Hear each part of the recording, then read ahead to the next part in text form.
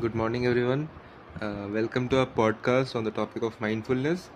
Today, we'll explore what mindfulness means to the people in healthcare sectors and in NGO sectors. So, I'm thrilled to have Mr. Vivek Dwivedi with us today. So, thank you for joining us, Mr. Vivek Dwivedi. Could you please introduce yourself briefly and tell us a little about your background? So, good morning, everyone, and good morning, Satvik. I am Vivek Dwivedi, and I come from NGO background. We are basically working in the healthcare sector. I am working in the capacity of general manager programs, and we take care of the healthcare fields, and we work closely with the government. And our major stakeholders and the target groups are the slum people, basically the slum dwellers who live in the urban conglomerate nearby, like the laborers, the workers, the rickshaw pullers, and the household maids and all. So they all made up the slum areas, and we have a team which directly goes to the slum areas, work with the frontline workers who are already there, and simultaneously we also work with the government where the policy advocacy and different areas uh, which actually in turn affect the slum dwellers. So we closely work with the government setup as well. So it is like service, demand, and advocacy. These There are three parts that we cover Right. through our NGO. So this is the basic introduction. So, Mr. Dwivedi, to start with the discussion, I'll ask you what mindful means to you personally and how do you relate with it? See, mindfulness for me is when we are living in the present. Basically, we are doing our normal day to day, leading our day to day life. So, mindfulness is living in the present. Basically, like we are working, we are doing anything, any work, and as per the Hindu religion, Hindu mythology, we also say that we have two things, the body and the soul. So when the body and the soul, they synchronize, they work together. What the mind thinks, the similar thing is done by the body. So it's like the conscious and the subconscious, the unconscious things, they work together. So there is no deviation from the normal routine. People are not in the past, so just living in the present and also putting their best whatever they are doing. So Right. for me, that makes the mindfulness. That's a very interesting perspective. And I would like to inquire that do you believe mindfulness has any significant impact on mental well being of normal people? या this is really good question. और अगर mindfulness की बात हम लोग करें norm अपने well being के तौर पे, so we all have experienced the covid couple of years back. So उस समय हम सब ने देखा कि हमारा मेंटल हेल्थ, ओवरऑल हेल्थ पर कितना इम्पैक्ट डालता है. और हम लोग अगर माइंडफुलनेस को, अगर मेंटल हेल्थ को हम लोग अटैच करें, तो फिज़िकल हेल्थ के साथ साथ हमारा मेंटली हेल्दी होना बहुत ज़रूरी है. और बहुत सारे फैक्टर्स हैं जो इस मेंटल हेल्थ को अफेक्ट करते हैं. एंड इनफैक्ट मैं अगर अदर वे में कहूँ, अगर आप मेंटली अगर आप हेल्दी हैं तो आप फिज़िकली भी हेल्दी रहेंगे. वाइस वर्सा भी होता है, बट अगर आप पूरी तरह मन मस्तिष्क और चेतन अवस्था में अगर आप अपने आप को दुरुस्त पाते हैं, अगर अपने आप को स्वस्थ पाते हैं, तो आप कहीं ना कहीं आपका जो फिज़िकल आपकी हेल्थ है, फिज़िकल वेलबींग है, वो बहुत अच्छी रहेगी. सो that is how I find those things connected, the mental wellbeing with the physical health. All right. So, according to you, what are the key aspects of maintaining a proper mental well being? And सो मेरे हिसाब से अगर देखा जाए, अगर mental health और wellbeing की हम लोग बात करें, तो मुझे लगता है कि आजकल की लाइफ में हम लोगों ने देखा है कि बहुत ज़्यादा स्ट्रेसफुल लाइफ है हमारे पास. हमारा जो वर्क और लाइफ का जो बैलेंस है, वो हमारा कई बार जब बिगड़ता है, तब वो कहीं ना कहीं मेंटल हेल्थ पर हमारे अफेक्ट डालता है. और ये क्यों होता है? ये होता है जब हमारे पास हमारे ओवरऑल जो हमारा जो डेली रूटीन है, जब वो अफेक्ट होता है, तो उसकी वजह से क्या होता है, हमारा वर्क और लाइफ का टाइम बैलेंस हमारा गड़बड़ होता है। और ये क्यों होता है? ये हमारे पास बहुत सारे एक्सटर्नल फैक्टर्स होते हैं, जैसे हमारी अपनी बॉडी है, हमारा अपना एक रूटीन है, हमारा चाहे ऑफिस में हो चाहे स्टूडेंट हो, हमारा एक रूटीन होता है। और एक्सटर्नल फैक्टर्स मैं उनको बोलूँगा कि आप बहुत सारी चीज़ों से जुड़े हुए हैं, चाहे मोबाइल को ले लें, चाहे टीवी ले लें, चाहे सोशल मीडिया प्लेटफॉर्म ले लें, या हमारा अपना सर्किल हो गया, हमारा पीयर ग्रुप हो गया। तो हर चीज़ की इम्पोर्टेंस है, प्लस हर एक activity, everybody, every human being, all your contacts, या आपका सोशल मीडिया हो गया, तो हर एक चीज़ अपना एक अपना टाइम मांगती है। और प्लस हमारा डेली रूटीन भी हमारा टाइम मांगता है, क्योंकि हमको अपने जो हमारे रिक्वायर्ड चीज़ें हैं डेली के रूटीन में, वो हमें ज़रूर पूरी करनी होती है, क्योंकि 24 घंटे का समय हमको मिला हुआ है लाइफ में। Everybody has got the same 24 hours, whether it is may be any prime minister, president, और anybody who is working for the private sector, public sector, irrespective of caste, creed and all, everybody has got 24 hours। तो हम सबको मिला हुआ, but उन 24 घंटों को जब हम अगर ठीक से हम सो पा रहे हैं, ठीक से अपना वर्क लाइफ बैलेंस है, हमको सोशल मीडिया को कितना टाइम देना है, हमको मोबाइल कितनी देर देखना है, हमको टीवी कितना देखना है, और हमारी इंपॉर्टेंस क्या है, हम प्रायोरिटीज़ कैसे सेट करते हैं। तो हमारी जब प्रायोरिटीज़ कहीं ना कहीं अफेक्ट होती हैं, तब हमारा ये इम्बैलेंस क्रिएट होता है। तो हमको basically we need to prioritise our work, we need to prioritise our things first, and first things first. तो वो हम अगर कॉन्सेप्ट ध्यान रखें तो हमारा ये बैलेंस बनता है। तो ये आई थिंक ये की एस्पेक्ट है मेरे हिसाब से। आपने काफ़ी अच्छे से डिस्क्राइब किया है। तो आपके अकॉर्डिंग कौन कौन से कॉमन मिसकंसेप्शंस हैं मेंटल वेलबींग को लेके जो कि आजकल काफ़ी प्रेवलेंट हैं?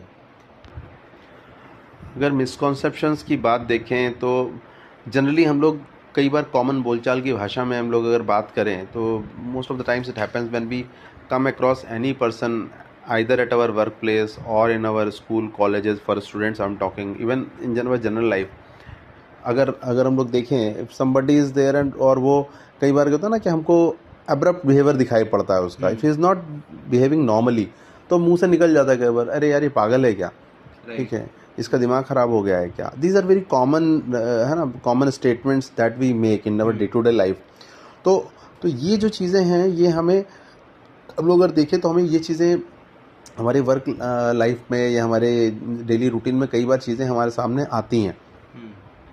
तो हम लोग कई बार इसको कॉन्शियसली सबकॉन्शियसली हम लोग कुछ चीज़ें बोल जाते हैं किसी के बारे में, जब उसका व्यवहार हमको सही नहीं लग रहा होता है ना। तो ये मिसकॉन्सेप्शंस हम लोग, और कभी कभी किसी का बिहेवियर यदि हमें अगर लगता है कि बहुत ज़्यादा एब्रप्ट है, बहुत ज़्यादा, हमें नहीं मालूम कि उसके पीछे क्या कंडीशन चल रही है, उसकी फैमिली लाइफ में क्या चल रहा है, उसके वर्क लाइफ में, क्योंकि हर एक चीज़, हर एक सरकमस्टेंस हमारे मेंटल वेलबींग को, हमारे माइंडसेट को अफेक्ट करती है ना। फॉर एग्जांपल मैं रास्ते में जा रहा हूँ, सडनली क्या होता है कि मैं अच्छा खासा अच्छे मूड से जा रहा हूँ, suddenly some biker or some vehicle वाला that comes across immediately and I have to put brakes and वो उस ब्लेम मेरे ऊपर लगाता है। तो इट्स क्वाइट ऑब्वियस कि वो कहीं ना कहीं मेरे मेंटल वेलबींग पे उसका इफेक्ट आएगा, है ना, कि because I have just narrowly escaped an accident और समथिंग। सो ये छोटी छोटी चीज़ें हैं, है ना, सामने वाला किस अपने माइंडसेट से जा रहा है, उसके दिमाग में एग्रेशन है क्या है ना, वो हमें नहीं पता होता। और वो तो हम कई बार क्या होता है, ऐसी अवधारणा बना लेते हैं, sometimes we have that thing in our mind कि अगर किसी का हम लगातार बिहेवियर अगर देखते हैं कि 2-4-6 दिन से अगर वो काम पे आ रहा है या स्कूल में कॉलेज में आ रहा है और पता चला उसका बिहेवियर थोड़ा एब्रप्ट है, तो हम एक धारणा बनाते हैं कि अरे यार वो बहुत ही गुस्सैल आदमी है, उससे बात कम किया करो, है ना, या ये कहते हैं नहीं ये बहुत कूल बंदा है, कई बार हम बोलते हैं। तो ये मिसकॉन्सेप्शन होते हैं। अब हो सकता है कि हम जिसको कूल समझ रहे हैं वो वर्क प्लेस पे तो बड़ा कूल है, बट वो घर पे अपना कैसा बिहेव कर रहा है, we don't no.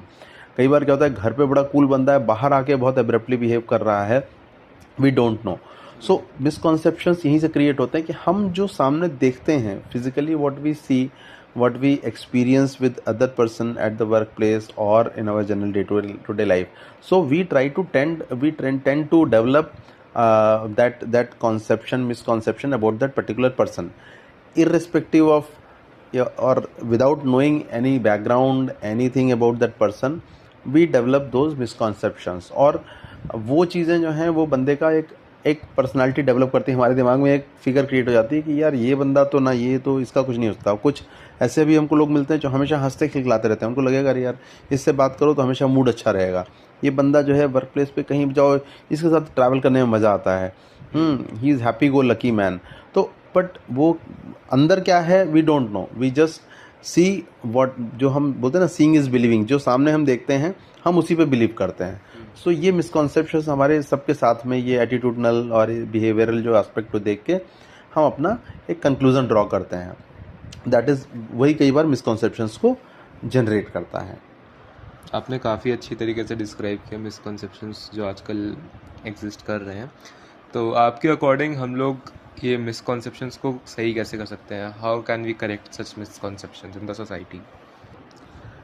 I think misconceptions हम लोग जनरली जो बहुत डिस्टेंट होते हैं, जिनसे हमारा बहुत कम कभी वास्ता पड़ता है, उनके प्रति हम लोग नहीं रखते, वो खाली एक जनरल बात होती है। बट ये जनरली चीज़ें ज़्यादातर कहाँ होती हैं, बहुत क्लोज, जहाँ पर हमारा डे टू डे हमारा काम पड़ रहा है, चीज़ें पड़ रही हैं, और उसकी वजह से कई बार most of the times our work also get affected. So that happens at our workplace, that happens in our schools, colleges, for students I'm talking about, even our general life, even in families also.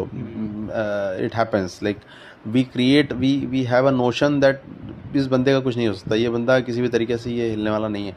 But ये जो misconception है, क्योंकि होता क्या है कि हम देखते हैं कि हमने कैरेक्टर्स भी पढ़े हैं मैथोलॉजिकली, हमारे पुरातन काल में, कि राम और रावण दो अलग अलग कैरेक्टर थे। बट मेरा अपना मानना ये है कि हर सोसाइटी में हर एक व्यक्ति के अंदर दोनों कैरेक्टर हो सकते हैं। हम अलग अलग राम और रावण को ढूंढने नहीं जाते। वही व्यक्ति कभी कभी राम के जैसा बिहेव करता है, अपनी फैमिली के लिए अगर है तो ही वो बिल्कुल एकदम एक वॉरियर की तरह, एक हीरो की तरह खड़ा होगा। और हो सकता है सामने वाले को, जब वो अपनी फैमिली को प्रोटेक्ट कर रहा है, चीज़ें कर रहा है, तो हो सकता है सामने वाले को एज ए विलन दिखाई पड़े। कई बार हमारा देखने का फेर होता है। तो ये मिसकॉन्सेप्शंस, हम किस सरकमस्टेंस में हम उस व्यक्ति से मिले, वो हम उससे कंक्लूजन ड्रॉ कर लेते हैं कि ये बंदा इस तरीके का है। बट एक्चुअली वो ऐसा नहीं होता, या हमको पता नहीं होता उसके दूसरे एस्पेक्ट के बारे में। तो मिसकॉन्सेप्शन दूर करने का the best way I think is when we come across such people, I think through interpersonal communication, through one-to-one communication, and also like talking empathetically with that person. जब हम उसके साथ जुड़ते हैं, when we come across with small things, I think then ये जो misconceptions हैं ये दूर होते हैं। क्योंकि मिसकॉन्सेप्शंस कई बार हमारे से शुरू होते हैं और वो सोसाइटी में फैल जाते हैं, because when we come across our friends, हम उसको बताते हैं अरे यार वो बंदा ठीक नहीं है। या हमको कि कई बंदा फीडबैक देता है कि अरे यार वहाँ जाते रहे हो आप बैंक में, बट बैंक में वो देखना एक बंदा बहुत ही वो बहुत हमेशा गुस्सैल बैठा रहता है, वो काम नहीं करता, इधर उधर पास करता है, ट्राई करता है कि उसके पास कोई बंदा ना है। तो ये क्या होता है, ये वर्ड बाई माउथ भी कई बार फैलता है। बट ज़रूरी नहीं कि जिस बंदे का मेरे कोई फ्रेंड कलीग के साथ अच्छा रैपो ना रहा हो, उसका मेरे साथ अच्छा रैपो ना हो, बिकॉज ये one two one communication, one two one behaviour के ऊपर डिपेंड करता है। तो I think when we come across, when we interact with the people, अगर एम्पैथेटिकल फीलिंग लाते हैं उनके साथ में, when we connect heart to heart, then these kind of misconceptions actually they reduce, they vanish. So वो बहुत important है। और to understand a human being first, irrespective of his caste, creed और जो भी उसका लेवल है, हम उसको पहले एक इंसान समझें, एक व्यक्ति समझें, तो ये मिसकॉन्सेप्शन दूर करने में बहुत मदद मिलती है।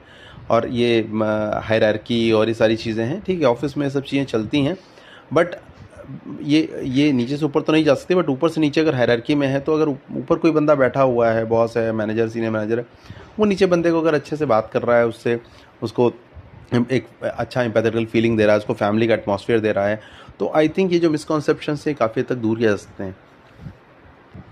And okay, that's a very nice idea, and those are very nice ideas to remove misconceptions. And since you are in an NGO, तो how do you think कि आपकी NGO माइंडफुलनेस से रिलेटेड मिशंस कर रही है and impact कर रही है लोगों की माइंडफुलनेस को? तो अगर मैं इसको इस तरीके से देखूं, तो लाइक इंटरनल और एक्सटर्नल दो तरीके से मैं अपने यहाँ NGO को देखूंगा। इंटरनल इसलिए क्योंकि हमारे पास अपना जो स्टाफ है, we have colleagues, we have some 150 plus team members within the organisation. तो हम ये देखते हैं कि जो स्टेक होल्डर्स या जो हमारे टारगेट ग्रुप हैं जिनके लिए हम काम करते हैं, वो बाहर भी हैं, बट इंटरनली ऑल्सो अगर हम देखें तो हमारे पास हमारे जो स्टेक होल्डर्स हमारे अंदर भी हैं, जो स्टाफ है हमारा कलीग्स हैं, they are also stakeholders.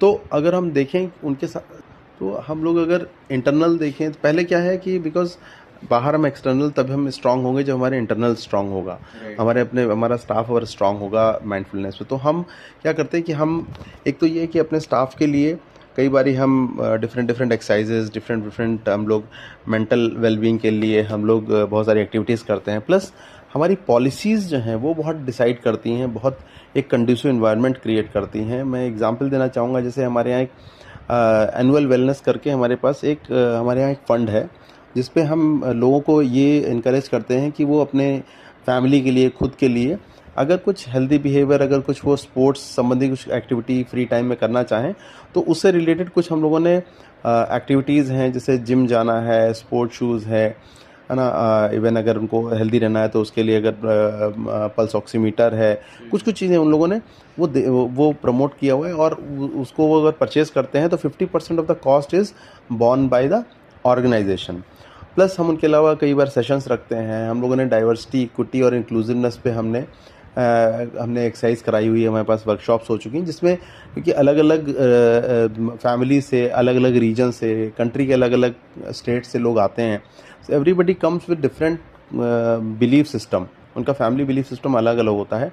तो हम उन सबको एक जगह ला के उनके साथ में क्योंकि कोई बंदा आया है, वो उसके यहाँ फैमिली बैकग्राउंड कैसा था, स्ट्रेस लेवल्स क्या थे, क्या मेंटल वेलबींग थी उनके यहाँ, क्या चैलेंजेस थे, तो उन सबको एक जगह ला के हम उनके साथ एक्सरसाइज कराते हैं सो दैट कि everybody comes on the same page. Plus अगर हम एक्सटर्नल बात करें तो देन हम एक्सटर्नल जो स्टेक होल्डर्स हैं वहाँ पर हम काम करते हैं, तो हम ये कोशिश करते हैं कि उनके साथ में एक हेल्दी बिहेवियर रहे, उनके साथ में हम उनके चैलेंजेस पहले समझने की कोशिश करें before start working.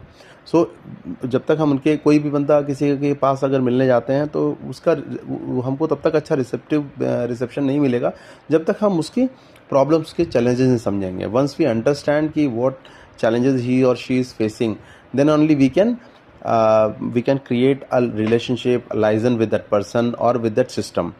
So that is how I think we nurture and we develop and we inculcate those things. I see.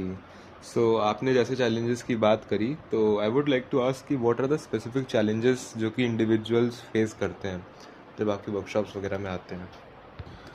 जैसा कि मैंने पहले भी कहा कि जो इंडिविजुअल्स आते हैं हमारे पास मल्टीपल स्टेट्स के लोग हैं, मल्टीपल रिलीजन के लोग हैं, मल्टीपल कास्ट क्रीड के लोग हैं। So they come from different backgrounds and that is how things work. अगर हम डीप जाते हैं तो बिलीफ सिस्टम हमारे यहाँ जो है वो बहुत स्ट्रांगली हमारे काम करता है, कनेक्ट करता है कि लाइक द बैकग्राउंड, मेरे पेरेंट्स ने मुझे क्या सिखाया है, मेरा बिलीफ सिस्टम क्या था, उसके हिसाब से जब मैं आता हूँ तो मैं अपना एक आइडियोलॉजी लेके एक सोसाइटी में मैं एंटर करता हूँ या ऑर्गेनाइजेशन में जाता हूँ तो अपना एक मेरा थॉट प्रोसेस है जिसको लेके जाता हूँ।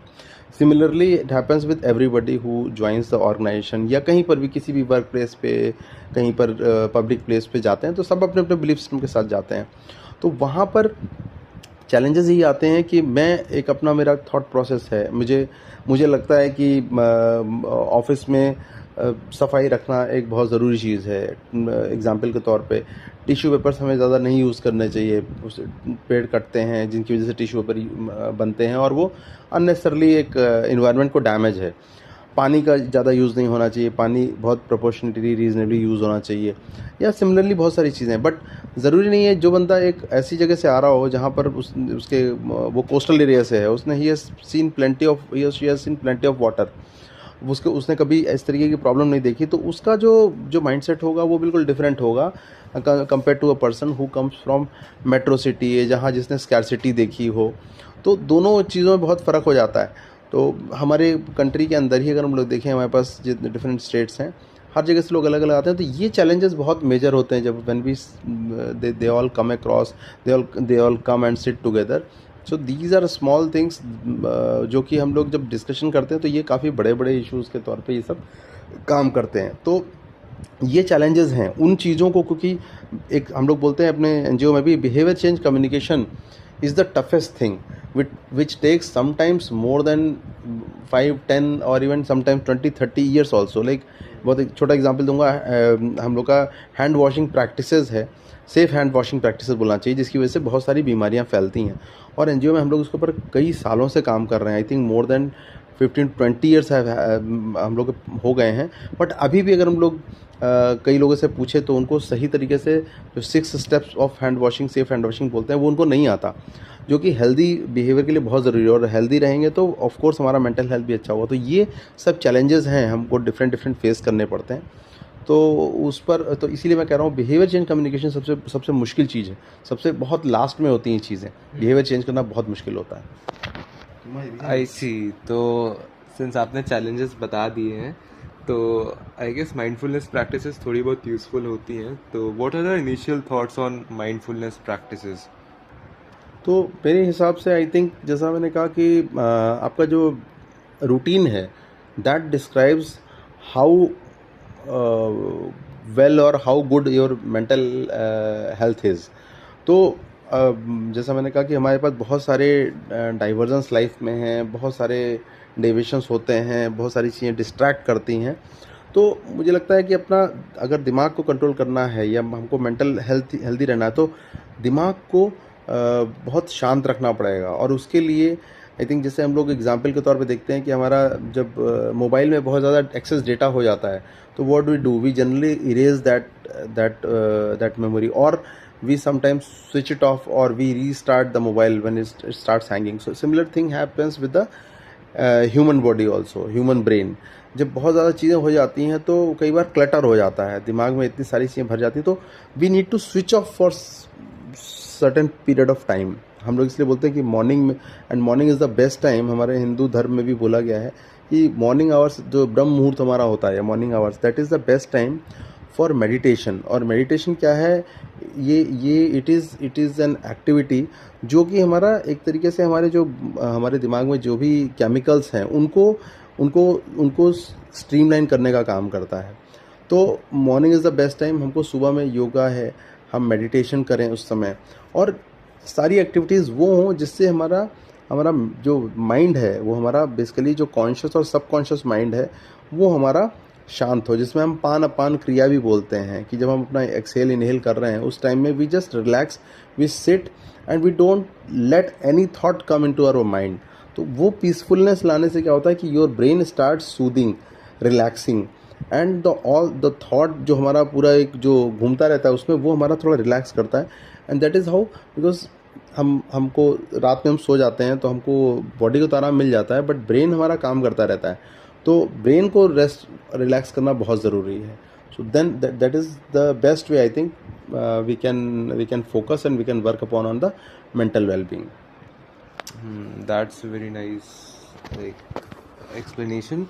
एंड सिंस आपने पॉजिटिव एस्पेक्ट्स की थोड़ी बात करी है, तो कुछ क्रिटिक्स कहते हैं कि mindfulness is just a trend which has no real benefits, and ये टाइम वेस्ट ज़्यादा करता है एज़ कम्पेयर टू फ़ायदे देने के। तो व्हाट डू यू थिंक कि does mindfulness have any drawbacks? I think अगर माइंडफुल हैं हम, चीज़ों के प्रति माइंडफुलनेस है तो चीज़ें हेल्प ही करती हैं।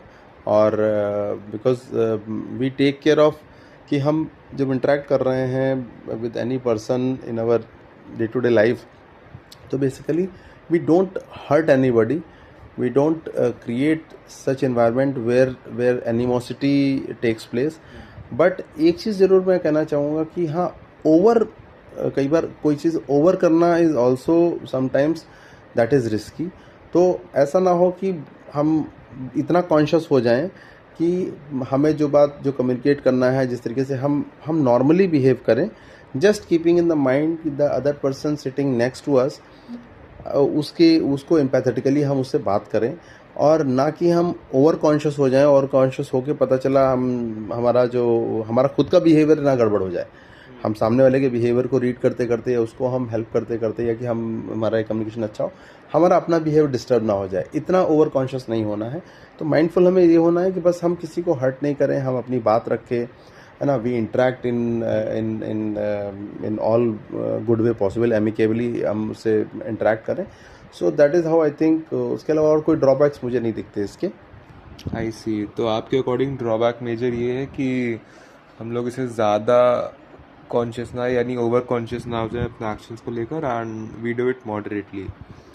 आई गेट इट. सो क्या आपके अकॉर्डिंग कोई ऐसे बैरियर्स हैं या ऐसे ऑब्स्ट्रक्शंस हैं जो कि लोगों को प्रिवेंट करते हैं माइंडफुलनेस प्रैक्टिस करने से? जनरली हमारा जो, मैंने पहले भी कहा, हमारा जो रूटीन है, हमारी जो लाइफस्टाइल है, एक्चुअली अगर हम थोड़ा सा भी अलर्ट है अपने अपने अपने बिहेवियर, अपनी चीज़ें, अपने इंटरेक्शंस को लेके, तो I think we can make the best use of mindfulness. और मुझे लगता है कि वो बहुत इम्पोर्टेंट है. कि तो मुझे वही लगता है कि जो रूटीन से हमें चीज़ें भटकाती हैं, हमारे रूटीन से, है ना, जैसा कि मैंने पहले कहा कि हमारे डिस्ट्रैक्शंस हैं. कि अगर आपका रूटीन लाइफ में है, आप अपना ऑफिस का काम कर लिया आपने शाम के 5, साढ़े 5, 6 बजे, बट उसके बाद how do you spend your time even before starting your day, like before starting your day for your office और योर वर्क स्पेस और योर स्कूल कॉलेज, उसके पहले आप क्या करते हो? Those things are very important because that decides how your day is going to be. अगर morning आपकी अच्छी है and you have very soothing mind, आपका बहुत रिलैक्सिंग आपका सोल है, तो आपका day is going to be really great. But अगर आप देर से उठे, आपका रूटीन डिस्टर्ब हो गया, आप रिलैक्स नहीं कर पाए और you just rush rush and rush, so that rush actually disturbs everything. तो वो बहुत सारे फैक्टर्स हैं लाइफ में हमारा, कि लेट नाइट जगना, social media, distraction, TV, mobile, ये सब चीज़ें कई बार इफ़ेक्ट करती हैं. Long phone calls in the night, दोस्त का फ़ोन आ गया, उसको लंबी बात कर रहे हैं, तो वो सब चीज़ें अवॉइड करनी है. I think we have to cut it short. हमको कोई लंबा, अगर हमें लग रहा है कहीं कुछ ज़्यादा टाइम हम किसी चीज़ पे एक्सेस दे रहे हैं, और तो इमीडिएटली वहाँ पर हमको स्विच ऑफ करना है, गैप लेना है, पॉज लेना है, या बोलना है कि अभी I just call you back, I have some urgent call और अर्जेंट मैटर टू सॉल्व, कुछ इस टाइप का, सो दैट कि हमारा वो रूटीन नहीं डिस्टर्ब हो. उसकी वजह से क्या है, वो छोटी सी चीज़ जो है वो आपका एक छोटा सा रूटीन, कई बार हमको होता है ना कि हम 10 मिनट भी अगर ऑफिस के लिए, कॉलेज के लिए लेट हो गए, तो हमारा दिमाग में प्रेशर अननेसेसरली आ जाता है. But if you start little early, so that pressure is released. So अपने रूटीन से जरा सा भी डेविएशन होता है, so that creates the panic, that disturbs the things in the mind, and वो पैनिक बटन दब जाता है. I see. एंड सिंस हमने प्रोज एंड कॉन्स की बात कर ली, सिंस हमने डिस्ट्रैक्शंस की बात कर ली, तो I would like to ask कि do you have any personal experiences और stories that highlight the importance of mental wellbeing, या आपकी किसी मित्रगण में या किसी विसिनिटी में कुछ ऐसा हुआ हो कि लाइक उन्होंने माइंडफुलनेस प्रैक्टिस करी एंड उनके लिए बहुत अच्छा हो गया, ऐसा कुछ? आई थिंक मेरे पास एक बहुत बड़ा एग्जाम्पल है. मेरे एक कलीग हैं, मेरे फ्रेंड भी हैं, और तो वो इस प्रैक्टिस को करीब 7, 8, 9 साल से वो he started doing this thing, कि मुझे अननेसेसरली जो है वो मुझे रिएक्ट नहीं करना है, मुझे एग्रेशन नहीं दिखाना है. I have to be cool, calm, composed और रिलैक्स करके चलना है. मुझे अपने माइंड को डेवलप करना है. माइंड को जो फूड चाहिए बेसिकली फॉर, जो फूड फॉर थॉट बोलते हैं, बट जो माइंड को कैसे सूद करना है, वो उन्होंने स्टार्ट किया. और gradually I think he started gauging those gaps, और he developed himself, and now he is overall he is heading an organisation. So वो एक उनका जो सफ़र था, जो जर्नी थी, that I have seen, I have been part of it, और I know very closely how things have worked out. तो वो उन्होंने जो अपना मेंटल बैलेंस, और उसकी वजह से उनका वर्क लाइफ बैलेंस भी बहुत अच्छा हुआ. और प्लस जो क्या है कि वर्क प्लेस पे अगर आपका माइंडसेट बहुत अच्छा है, this is very practical, I am telling from my experience. अगर आप अपने वर्क प्लेस पे, ऑफिस में, काम में, या कॉलेज स्कूल में, वहाँ पर अगर आप बहुत अच्छा फील करते हो, तो आपका पर्सनल लाइफ भी बहुत अच्छी रहेगी. और सिमिलरली अगर पर्सनल लाइफ में भी अगर आपका अच्छा लाइफ चल रही है और आप अच्छा बिहेवियर है सबका, तो आपकी प्रोफेशनल लाइफ बहुत अच्छी होगी. तो इसके लिए क्या है, आपको you have to take out time for your brain. ये ब्रेन मसाजिंग बोलिए, ब्रेन को आपको ट्यूनिंग बोलिए. फाइन ट्यूनिंग करने से क्या होता है, माइंडफुलनेस, आप when you respect others, when you behave in cohesive way, so उससे क्या होता है, that impacts your overall wellbeing, overall mental wellbeing, overall life. So everything is improved. Your personal life is improved. Your professional life is improved, and ultimately you gain everything whatever you desire and wish for. I see, and काफ़ी अच्छा anecdote दिया आपने, and also the learnings as well. तो I wanted to ask कि जो beginners लोग हैं, जो लोग नए नए हैं माइंडफुलनेस में, तो what do you think would be the best approach for beginners and how should they go about it? I think जो बिगिनर्स हैं उनके लिए मेरा यही मेरा सजेशन है, सुझाव है कि things doesn't change overnight. It takes time, courage, dedication and commitment. So these are the things which actually when person decides for himself herself, so you have to put your first step forward. And even it's not giant leap I am talking about, it's a small baby steps that count. तो धीरे धीरे शुरू करें, धीरे धीरे start करें. और अपने अपने रूटीन को, अपनी चीज़ों को, क्योंकि एक दिन में आपका, आप सोचे कि एक दिन में मोबाइल से मैं दूर हो जाऊंगा, एक दिन में टीवी से दूर हो जाऊंगा, ऐसा नहीं होता है. या एक दिन में सुबह उठ के बहुत जल्दी करने लगूंगा, एकदम सारी चीज़ें ठीक हो जाएंगी, नहीं होता है. बट धीरे धीरे वो छोटी छोटी चीज़ें हैं जो आपको खुशी देती हैं, जो आपके ब्रेन को अच्छी लगती हैं, सूद करती हैं. सुबह उठिए, ग्रीनरी देखिए, फ्लावर्स हैं सुबह मॉर्निंग टाइम में, इट्स ब्यूटीफुल थिंग. तो सुबह में उठ के अपने आसपास जितनी भी नेचुरल ब्यूटी है उसको देखिए, क्योंकि नेचर ने हमें बहुत सारी चीज़ें दी हैं. और प्रकृति एक ऐसी चीज़ है जो जिसको किसी की आवश्यकता नहीं होती, वो अपने आप खुद को खुश रखती है और दूसरों को भी खुशी देती है. तो आप अगर नेचर के नज़दीक जितना जाएंगे उतना खुश रहेंगे, उतना माइंडफुल रहेंगे. तो I think the best way is to go near the nature. और जाके उसके बाद योग है, मेडिटेशन है, थोड़ी देर के लिए ध्यान भी लगा सकते हैं आप. जो जो अपनी डेली रूटीन लाइफ है से थोड़ा दूर हटने की ज़रूरत है, थोड़ा सा टाइम अपने को देने की ज़रूरत है, कम से कम at least 1 hour in a day. धीरे धीरे शुरू होगा और ये चीज़ें आप देखेंगे लाइफ में, ओवरऑल आपकी लाइफ में बड़े इम्पैक्ट आने शुरू हो जाएंगे. You will start learning miracles happening in your life. Okay, and क्या आप कोई रिसोर्सेज या कुछ स्पेसिफिक प्रैक्टिसेस जो कि डिटेल्ड हों वो रिकमेंड कर सकते हैं to improve a person's mental wellbeing in general, जो कि माइंडफुलनेस फॉलो ना भी कर रहे बट करना चाह रहे हो उनके लिए? आई थिंक मैंने जो पहले कहा था, इनहेल और एक्सहेल जो पान अपान क्रिया होती है, in which a person actually just feels the exhaling and the inhaling, basically actually not feels, lives it. So उसको देखना कि सांस कैसे अंदर आ रही है, कैसे जा रही है, उसको ध्यान से देखना, कोई थॉट दिमाग में नहीं आए. और do it for 5 to 10 minutes and you will see how relax your mind is, how relax you feel your self.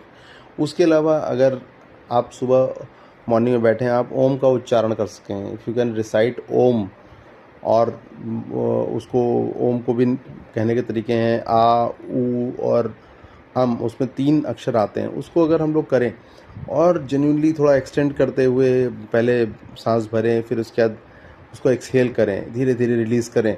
So these are things actually दे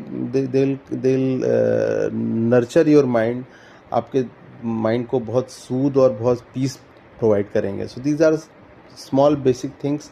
उसके अलावा बहुत सारे योग हैं, बट कई बार शांति से बैठ के योग करना, just switch off your mind and just relax. Even shavasana भी एक बार होता है, शवासन भी बोलते हैं, चुपचाप लेट जाना योग करके, उसके बाद शांति से 2 मिनट के लिए कोई थॉट दिमाग में नहीं आने देना. So that will help like detach your self from the earthly things, जो हमारे चारों तरफ चीज़ें, जो टेंशन प्रेशर चल रहे हैं, उनको ख़त्म करके और 2-3 मिनट के लिए दूर हटना उससे. So that will again recharge, rejuvenate your mind, and that is the most important thing for the mindfulness. I see. Those were some pretty good insights. And we'll wrap up this podcast by a final question. कि how do you stay motivated to continue your preferred mental well-being practices? Especially उन दिनों में जो कि काफ़ी challenging होते हैं, जिनमें आप काफ़ी low feel करते हैं and you don't feel like doing anything. I think life में सबके अप्स एंड डाउन्स होते हैं. There are days when you are completely exhausted, you are completely engaged, you don't get much time, और या हम बोले तो बिल्कुल टाइम नहीं मिलता. But of course the moment, कोई दिन एक ऐसा हो सकता है जैसे ही हमें टाइम मिलता है रिलैक्स करने का, ब्रेन को थोड़ा सा एक विराम देने का, तो वो हमें मौका नहीं छोड़ना चाहिए. And as I mentioned, every morning I make it a point that even if I don't get 1 hour time, at least I should get 2 to 5 minutes time for the activities which I do regularly. जैसे मैंने ओम का उच्चारण बोला, या मैंने relax करने के लिए पानापान क्रिया बोली. Anything which soothes my mind. Even if I love to go to nature, if I love to go under a mango tree, so I don't require an hour or half an hour time. Even if I go for half a minute or 1 minute time at my place, so that will soothe my mind. So, and that can happen anywhere. In fact, wherever we go, the nature, mother nature is very much there. तो वो चीज़ें भले हम आधे घंटे के लिए नहीं, हम 2 मिनट के लिए भी करें, तो आई थिंक जैसे होता है ना, कोई एक रूटीन होता है हमारा कि हम पूजा करते हैं. तो अगर हम 1 घंटा पूजा नहीं कर पाए, बट 1 मिनट भी अगर हम चले गए भगवान के पास, हाथ जोड़ के भी चले, तो हमें लगता है हाँ, कुछ वो अधूरापन हमारा ख़त्म हो गया. So the similar thing happens in our day to day life. तो वो एक बहुत इंपॉर्टेंट एस्पेक्ट है, उसको हमें मिस नहीं करना चाहिए. I see. So your insights have been really helpful to our audience, I hope. And now we'll be wrapping up the podcast. So thank you so much, Mr. Vivek, for sharing your thoughts and experiences with us. And as I said, your insights will be truly valuable to our listeners, and your perspective that you provided was very valuable once again. So before ending the podcast, Mr. Divedi, would you like to speak a few words? So it had been really good discussion, I think, and it was very insightful. In fact, sometime when you speak, you also retrospect, you also introspect yourself. There are a lot of flashbacks in your mind. So that has again that has given me again an energy while discussion. So it has all come up. It was a rewind button was pressed. तो मेरे लिए बहुत अच्छा था कि मैं बहुत सारी चीज़ें वापस से मैं रिकॉल किया, मैंने उन चीज़ों को रिवाइंड किया, and I'm really happy that if I am able to make an impact in somebody's life, in someone's life, and if somebody gets इसका use